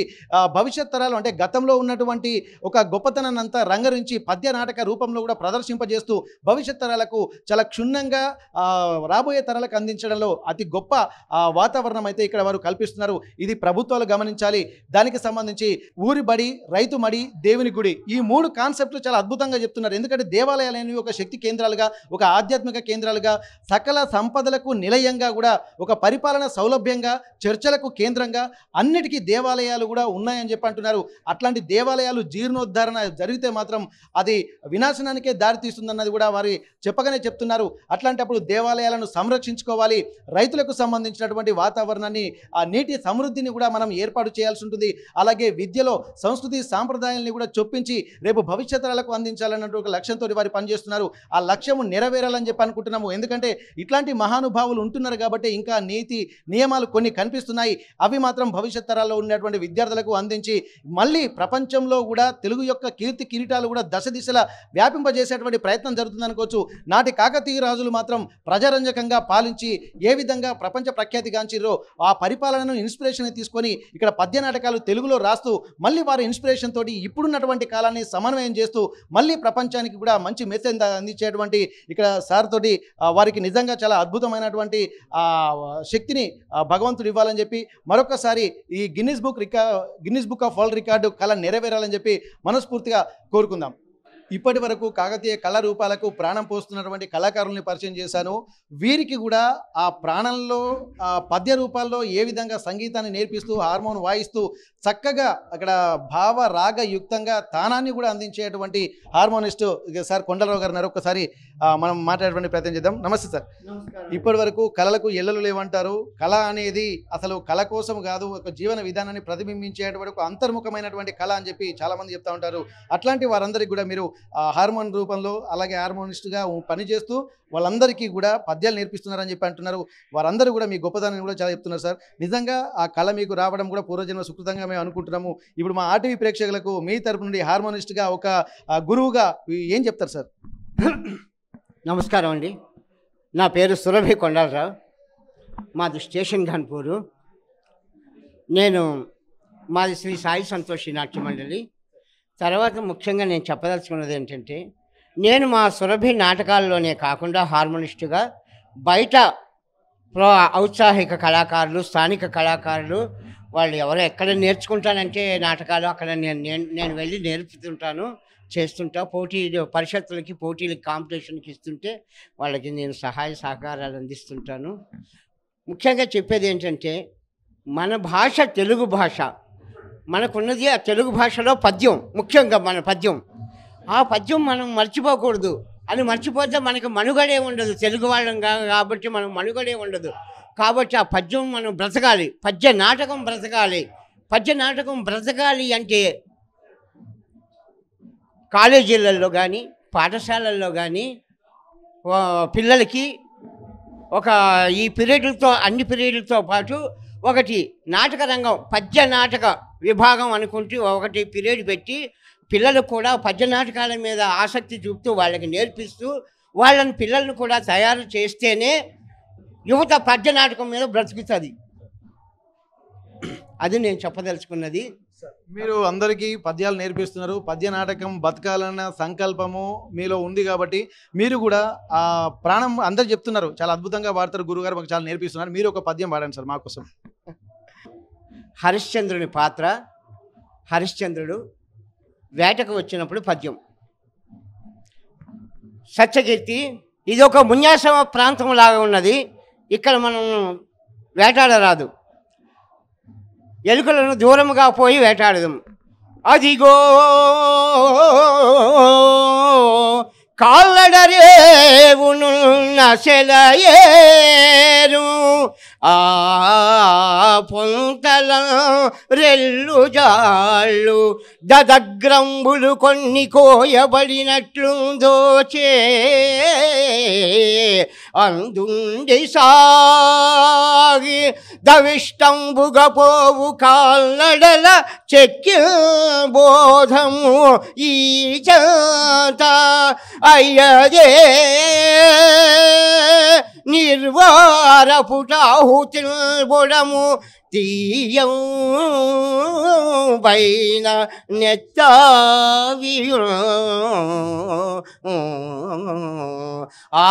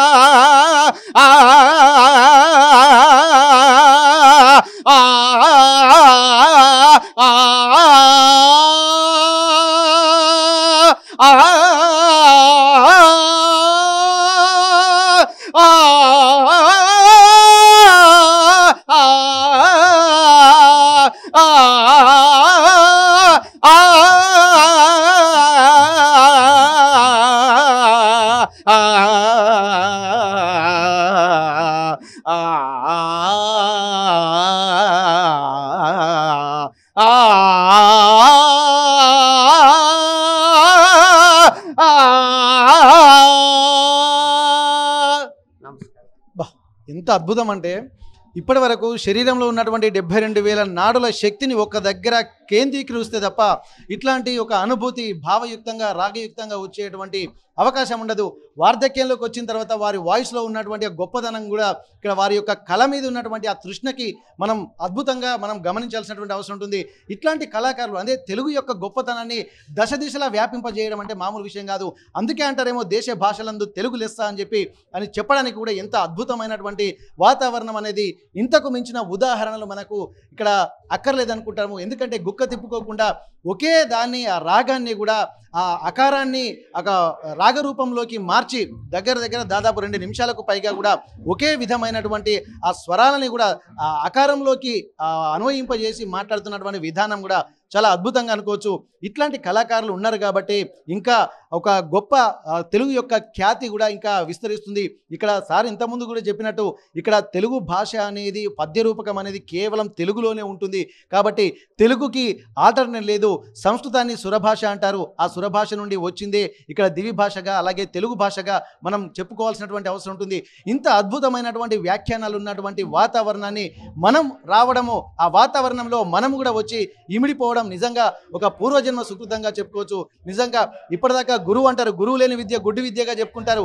ఇట్లాంటి గురువులు కూడా నిండు నూరేళ్ళు ఆయుర ఆరోగ్యాలతోటి ఐశ్వర్యాలతోటి ఆ పిల్ల పాపలతోటి వీరి యొక్క శిష్యగణంతో కూడా చిరకాలం ఉండాలని చెప్పి మరొకసారి ఆర్టీవీ తరపు నుంచి కోరుకుందాం.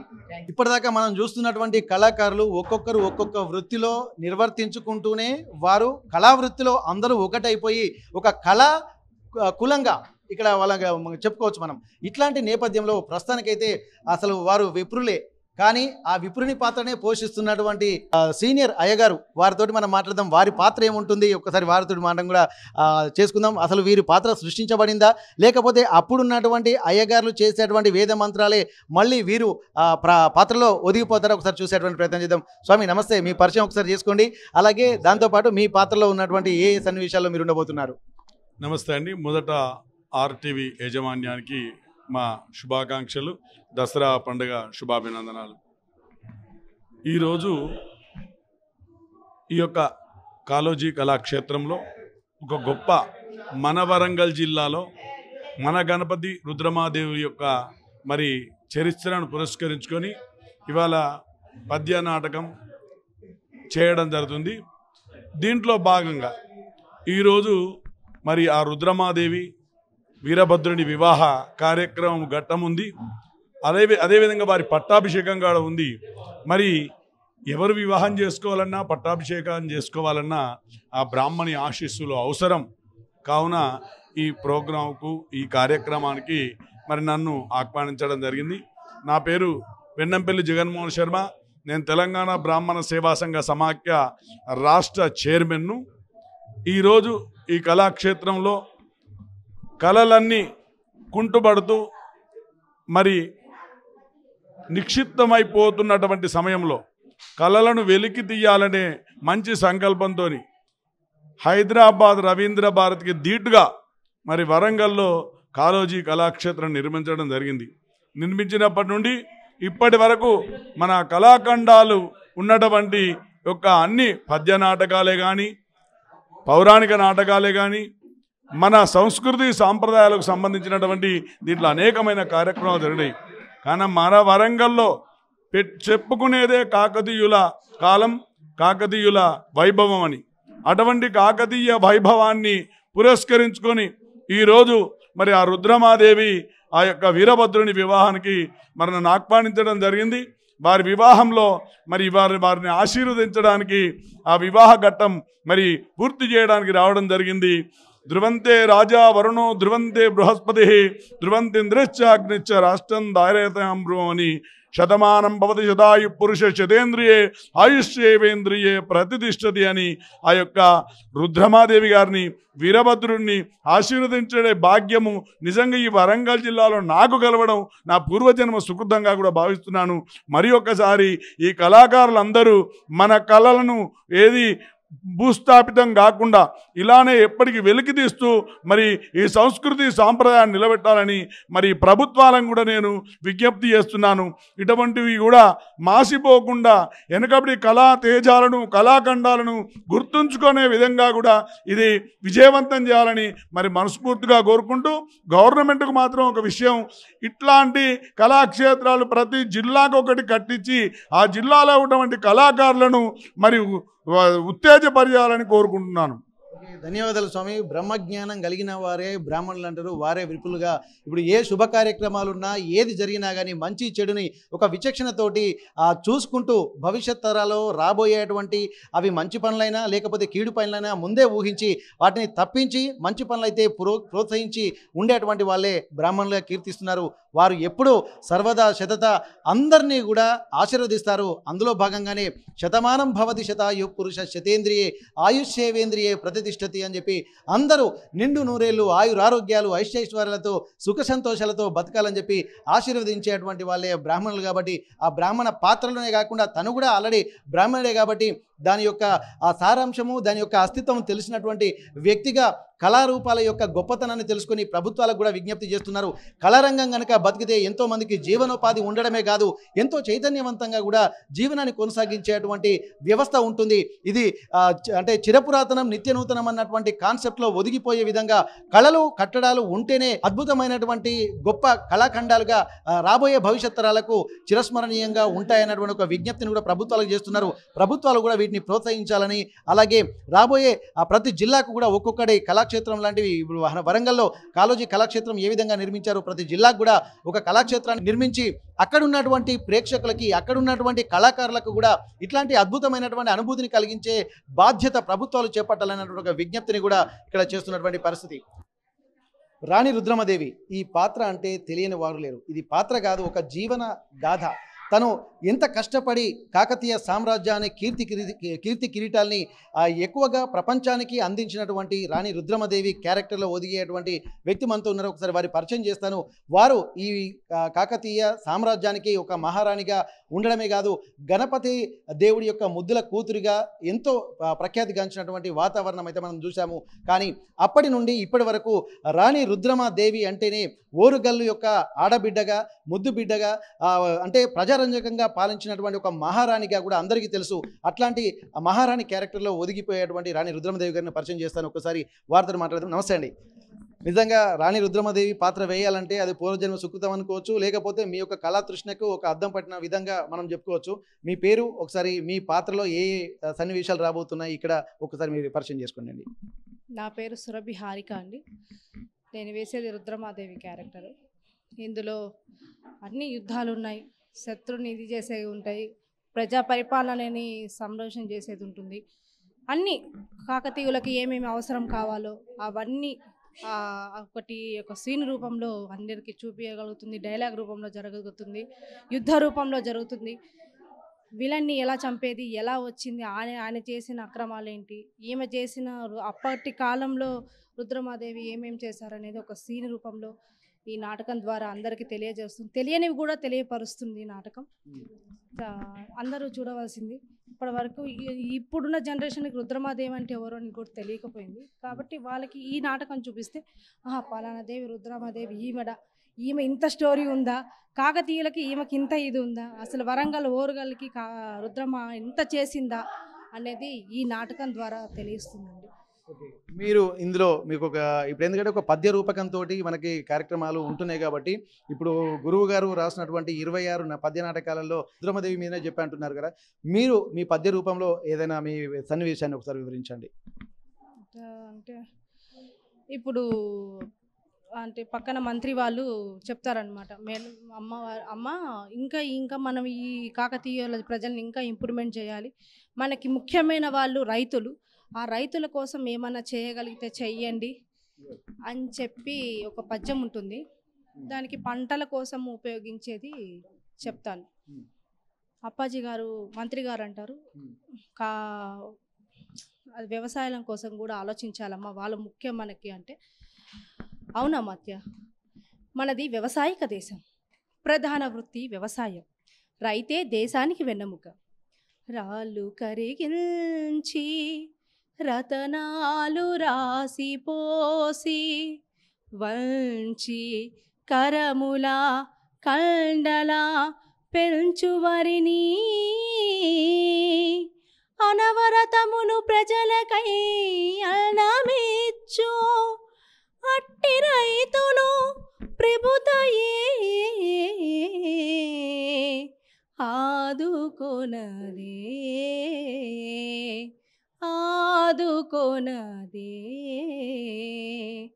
అని పద్యం ద్వారా వాళ్ళకి పలానా మనము పంటలకి నీళ్ళు అందించాలి, కొత్త చెరువులు త్రవ్వించాలి, అవసరమైన వాటి ఎక్కడ గడిపితే అక్కడ కాలువలు నిర్మించాలి, పన్నులు తగ్గించాలి. ఇదివరకు పన్నులు ఉండేవి వాళ్ళకి ప్రజలకి, ఆ పన్నులు తగ్గించాలి, అవసరమైతే కరువు కాటకాలలో ఆ పన్నులు కూడా రద్దు చేయాలి, ప్రజలంతా సుభిక్షంగా ఉండాలి, ప్రజలే మనకి దేవుళ్ళు, వీటన్నింటిని నడిపించే మార్గంలో దేవుడే ఇవన్నీ సహాయం చేస్తాడని చెప్పి ఒక డైలాగు ఒక పద్యం ఉంటుంది. అది మీకు ముందు చూపించాను. నిజంగా అండి, ఇప్పుడు ఇంత అద్భుతమైనటువంటి కళాకృతులు ఇప్పుడు ఎంత కొద్ది సమయంలో చూపించడం చాలా కష్టం. ఎందుకంటే కొన్ని వందల ఏళ్ల పాటు నడిచినటువంటి చారిత్రక నేపథ్యం ఉంది. అట్లాంటప్పుడు రాణి రుద్రమదేవి కనీసం వాళ్ళ తండ్రిగా గణపతి దేవుడు కావచ్చు, అలాగే రాణి రుద్రమదేవి కావచ్చు, ప్రతాపరుద్రుడు కావచ్చు, తర్వాత ఆ తరాలన్నీ కూడా ఒక దశాబ్దాలు శతాబ్దాల కాలం పాటు నడిచాయి. అట్లాంటప్పుడు ఈ ఎంత సమయంలో ఇప్పుడు మీరు ఈ పద్య రూపకాన్ని మీరు ఇక్కడ చూపించబోతున్నారు? చూపించాలనుకుంటే 5 గంటలు చూపించచ్చండి, 3 గంటలు, ఇప్పుడు ప్రస్తుతం 2.5-3 గంటల లోపు చూపించగలుగుతున్నాం ఈ నాటకాన్ని. చూసేవాళ్ళు ఉంటే చాలా, ఇది అసలు ఎంతసేపు నడిపించినా టైం సరిపోదు. కాబట్టి ఇప్పుడు చూసేవాళ్ళు తక్కువ ఉన్నారు కాబట్టి, జనరేషన్ మారిపోయింది కాబట్టి ముఖ్య అంశాలు ఏవేవి అప్పుడు ఆమె ఏమేమి చేసిందో అవి మాత్రమే తీసుకొని ఒక 3 గంటల్లో ఈ నాటకాన్ని రచించడం జరిగింది. మీరు అంటున్నారు కదా చూసేవాళ్ళు లేక అని కాదండి, మీరు వేస్తున్న నాటకాన్ని చూసి రేపు అది వైరల్ అయిపోయి రేపు రాబోయే జనరేషన్ కూడా మళ్ళీ ఇట్లాంటి జీవన విధానం రావాలని అనుకునే విధంగా మీరు పాత్రలు పోషించాలని చెప్పి మనస్ఫూర్తిగా RTV కోరుకుంటుందండి. ఒక్కసారి మీ పాత్ర ఏం పైన, ఎందుకంటే చూడడానికి చాలా చక్కగా ఉంటున్నారు, మీ బొట్టు అంటే మనకు ఈ చంద్రవంక లాగా ఉంటుంది, దాని ప్రత్యేకత ఏంటండి? కాకతీయ సామ్రాజ్యం సూర్యవంశస్థులు అండి, కాకతీయ వాళ్ళు కదా సూర్యవంశస్థులు. కాకతీయ అంటే శివుడు ఇదితో ఉంటారు కాకపోతే సూర్యవంశులు అన్నమాట, దానికి ప్రతిరూపంగా చంద్రవంక అని పెడతారన్నమాట. ఇక్కడ ఇంకొక అమ్మాయింది, తను ఎంత చక్కని చుక్కలాగా ఉంది, అద్భుతమైనటువంటి ఆంగికము, అక్కడ వేషధారణ ఇవన్నీ చూస్తుంటే, అమ్మ నీ క్యారెక్టర్ ఏంటమ్మా, ఇక్కడ మీరు ఎట్లాంటి పాత్ర పోషించబోతున్నారు?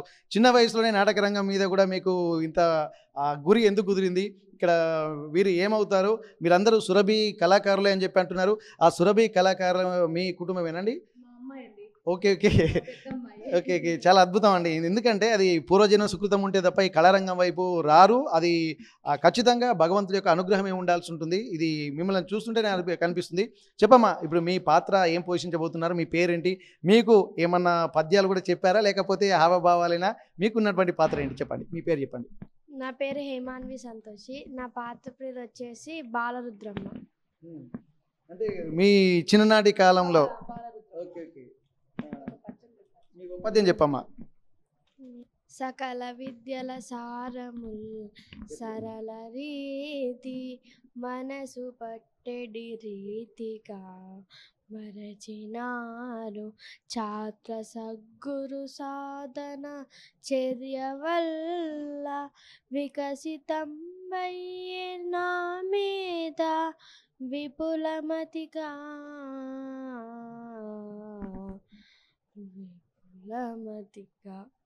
ఓకే, నిజంగా వీళ్ళిద్దరూ తల్లి కూతురండి.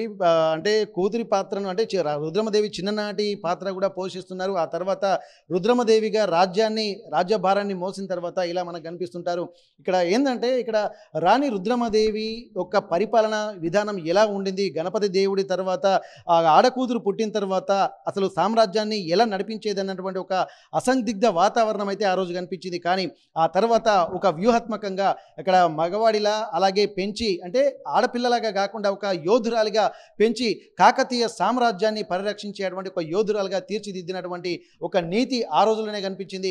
ఏదేమైనప్పటికీ ప్రజారంజకంగా పరిపాలించడమే కాదు, ఆ కాకతీయ సామ్రాజ్యం యొక్క కీర్తి కిరీటాల్ని దశ దిశలా వ్యాపింపజేసి అద్భుతమైనటువంటి పరిపాలన అందించి ప్రజారంజకంగా వేణుల్లా కొనియాడినటువంటి పరిస్థితి ప్రస్తుతానికి ఉంది. అదే ఇక్కడ కాళోజీ కళాక్షేత్రంలో ఒక పద్య రూపకంగా కూడా నిర్మించబోతున్నారు, నటించబోతున్నారు. వారి అందరికీ కూడా ఒకసారి మనం ఆల్ ది బెస్ట్ చెప్దాం. నమస్తే అండి. ఇప్పటి వరకు మీ ఇప్పుడు చెప్పారు కదా చూసేవాళ్ళు లేక అని, చూసేవాళ్ళు కానీ ప్రపంచం అంతా ఇప్పుడు భారతదేశం వైపు చూస్తుంది, భారతదేశంలో ఉన్నటువంటి పురాణాల వైపు చూస్తుంది. ఇక్కడ అంటే వేదాలు, ఉపనిషత్తులు ఇవన్నీ కూడా ఆ సారం అంతా మన రూపంలోనే కనిపిస్తుంది. మీకు మరొకసారి ఇక్కడ ధన్యవాదాలు చెప్పుకుంటున్నాము. ఇక్కడ ఇంత అద్భుతమైనటువంటి వాతావరణాన్ని కూడా ఇక్కడ వరంగల్ ప్రజలకు అందించడానికి కూడా సురభి కళా నాట్య మండలి వారు కూడా వచ్చారు.